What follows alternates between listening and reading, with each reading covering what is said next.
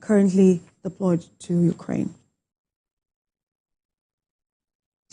Today marks the 76th anniversary of the International Human Rights Day. This year's theme for Human Rights Day is Our Rights, Our Future, Right Now. And it highlights the continued relevance of human rights in addressing global challenges. The United Nations is laying emphasis on the need for governments to act on ensuring the impact of human rights as a preventive, protective, and transformative force, especially in times of crisis. And this is felt across nations. Human rights are not granted by states. They belong to everyone, everywhere, simply by virtue of being human. They transcend race, gender, nationality, beliefs, and it ensures that inherent equality and dignity for all. Among the levels of human rights violation in the world is gender-based violence, and it has been the most common, even on the streets.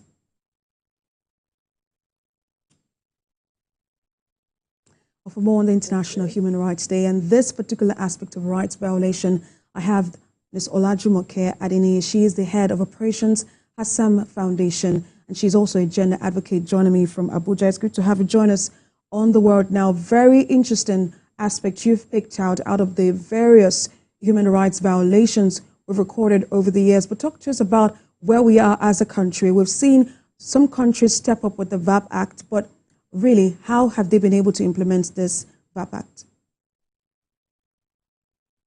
Okay. Good afternoon, and thank you for having me on here.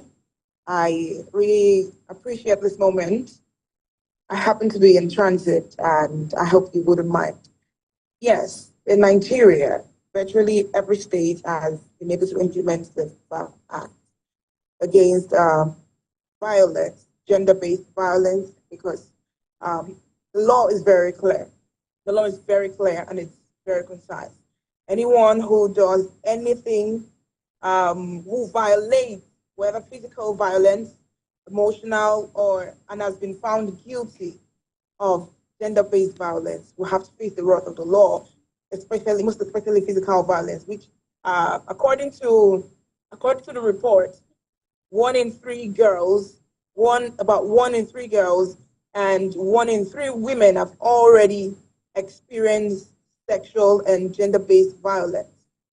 And the law has made it very clear. The sentence is life sentence. Although we've had instances, we've had people try and make different kind of excuses. And this is why we chose to emphasize this year that there is no excuse for gender-based violence. Some people will say, oh, what were you wearing and why were you raped? Or why didn't you shout? Why didn't you do this or that? But we'll tell you, what about the 3-month-old children? The 3-month-old baby that was raped, or an 80-year-old woman who was raped? What do you have to say in such a case? Does it mean, was there an excuse? Were they improperly dressed? So there's no excuse for gender-based violence whatsoever. And we've had the 16 days of activism. Today makes it the last day, which is the International Human Rights Day, which is all about ensuring that no human being is treated less than what they are supposed to be treated. Everyone should be given equal respect because everyone is made equal. You do not have 2 heads. You do not have 3 mouths. We have the same part. And whether you're even experiencing any kind of disability is not an excuse for you to be violated or for your rights to be disrespected. And we say there's no excuses because according to the fact, people with disabilities even experience sexual and gender-based violence.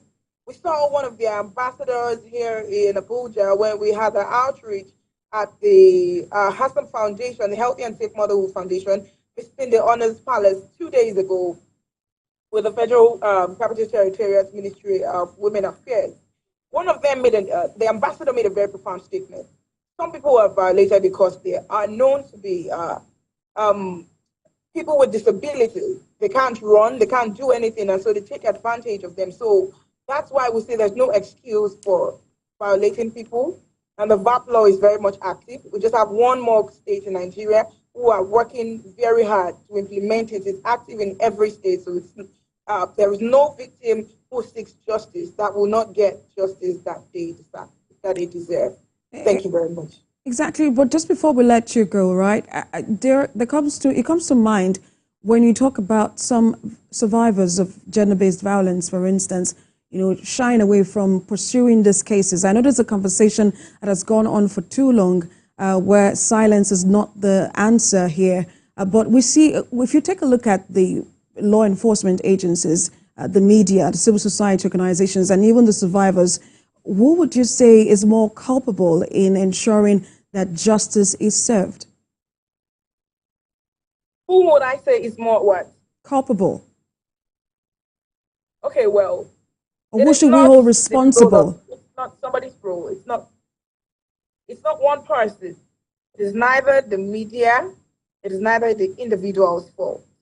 It is each and every one of us as a community. We all have a role to play in ensuring that the victims, who we usually prefer to call survivors, get they get the justice that they deserve.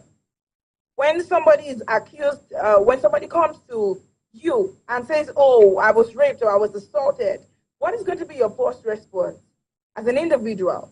Are you going to ask them what they were wearing or where were they or why we were there? Or are you going to target and ask that and find out and let the person know that I believe you, I understand you, I believe it's your story, and I stand with you, I'm ready to get justice for you? Because it takes courage after somebody has been violated, because the person must have thought through and said, this person that they accused is not the only human being on earth.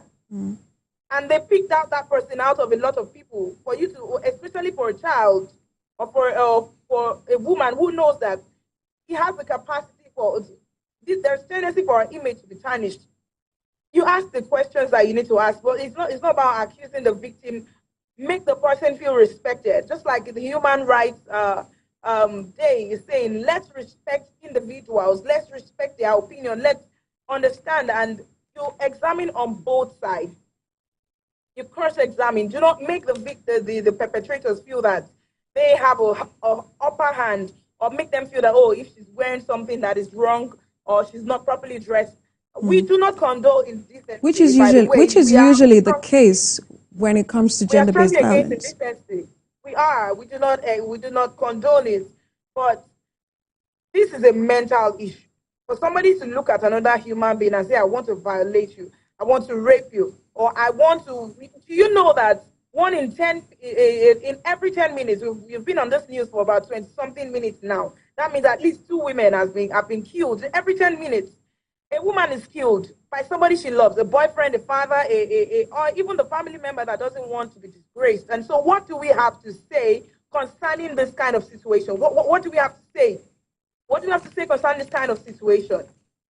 We will have to leave the conversation there. Hopefully, of course, this is a continuous conversation. We'll be having it almost every day just to ensure that we have a society that respects the rights of women and girls and boys as well. But that's all we can take.